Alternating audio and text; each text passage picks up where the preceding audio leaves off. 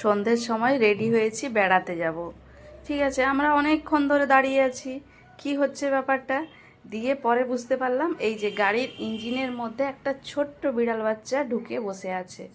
ও কিছুতেই বেরাচ্ছে না। আমার হাজব্যান্ড আধ ঘন্টা ধরে, মানে 30 মিনিট কন্টিনিউ ওর পেছনে পড়ে আছে, মানে ওকে বের করতে পারছে না। দিয়ে অবশেষে 30 মিনিট পরে বেরালো। জল দিতে, ঠান্ডা জল দিতে, তখন বেরিয়ে গেছে। কারণ রাস্তায় যেতে যেতে কোথায় নেমে যাবে, দুর্ঘটনা ঘটবে, তার জন্য ওকেই আগে বের করলাম। দিয়ে ফাইনালি পৌঁছে গেলাম। কিছু বাচ্চাদের শীতের পোশাক দরকার ছিল নিতে, এই যে মলে চলে এসেছি। দিয়ে এই যে আমার পুচকি, তোমরা তো সবাই জানো আমার পুচকিকে। হ্যাঁ, শুধু যেখানে যাবে এইটা নেব ওইটা নেব, দিয়ে নেওয়া হয়েছে। এবারে বাইরে বেরিয়েছি, এবারে বলছে মা দেখো স্ট্যাচুগুলো। তো দেখো, বাবা আছে, মা আছে, দাদা আছে, বনু আছে, মানে আমাদের মতো। আমি বলছি হ্যাঁ ঠিক বলেছিস। এবারে খিদা পেয়ে গেছে, খেতে যাব। মা খিদু খিদু পেয়েছে। বাইরে আসা মানে ওদের আগে খিদা পেয়ে যায়। তো এই যে খিদা পেয়েছে, চলো যাব এবারে।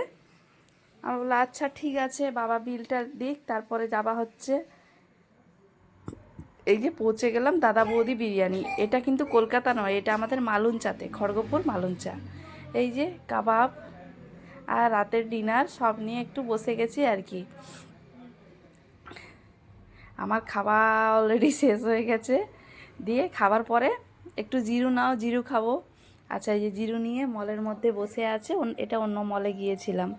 এই যে আমার ছেলে খেলা শুরু করে দিয়েছে। দিয়ে দেখো আমার ক্যামেরাটাকে আমি মানে ভিডিও বানাচ্ছি, হাত দিয়ে ঢাকা দিয়ে দিল, বদমাস তো। আচ্ছা সে যাই হোক। দিয়ে এবারে মলে আসা মানে এইটা নেবো ওইটা নেবো, আমার দিকে ইশারা হচ্ছে। এই দেখো, হ্যাঁ বলতে পারছে না, কারণ অনেকগুলো অলরেডি জিনিস কিনেছে, তার জন্য আর বলতে পারছে না, ইশারা করছে। আর কাঁচের বাটিগুলোতে হাত দিচ্ছে। আমি বলছি খায়া পিয়া কুছ নেই, গ্লাস তোড়া বারা আনা, সেরকম ব্যাপারটা হয়ে যাবে। আচ্ছা, দিয়ে আমার ছেলের এই টিফিন বক্সটা পছন্দ হয়েছে, বাবাকে গিয়েছে বলতে যে আমার এটা পছন্দ হয়েছে, আমার দরকার।